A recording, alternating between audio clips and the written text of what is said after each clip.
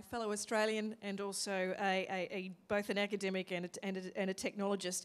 I'm just wanting to know what your response is in terms of interaction design. Academics and teachers are very good at face-to-face experiences. They're not necessarily terribly expert at user experience and interaction design. How much emphasis are you placing on the interaction design experience, which can completely change how people are engaging with content? Yeah, so luckily, the reason why we're so successful in iTunes University is because we've had 40 years of experience of building content with wonderful academics who from day one, when the course teams come together, design those courses to be successful at working at a distance where our students and our tutors are remote from the university.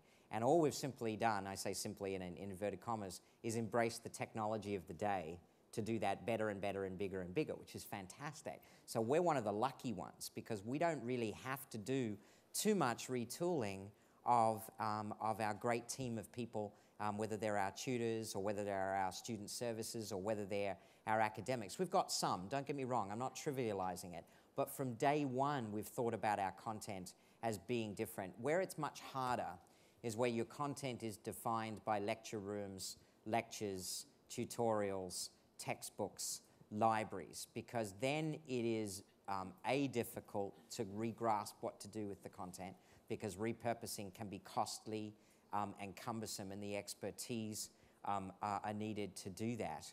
But some of the most simple interactions with technology create some of the most powerful outcomes. And so we can sometimes get too hung up on sort of the pizzazz and glitz. You know, Bill Gates, that I used to work with, did all of his physics learning on his treadmill by watching the Feynman lectures in the United States, right? Which was basically a wonderful lecturer who committed to video some brilliant lectures that when you sit and watch them, they're captivating, right? They're riveting. It wasn't too hard to do that.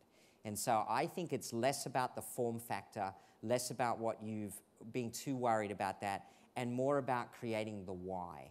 Because once you've got a cohort of people who see the why and want to come along willingly, then you've almost got to get out of their way. And we're seeing that at a grassroots level. Academics worldwide embraced podcasting and alternative forms of instruction. There are more instances of Moodle being run up under profs' desks around the world than you can possibly imagine. So I think it's, I ditched one slide because I was worried about time, but I'll just say it now. I think we get overly focused on the technology, and what we should be spending much more of our time on is the people and the processes. Because you get the people and the processes right, the technology will take care of itself. Are you from New South Wales? I'm from East Coast. The whole East Coast. You've got around. Good for you. All right. Very good.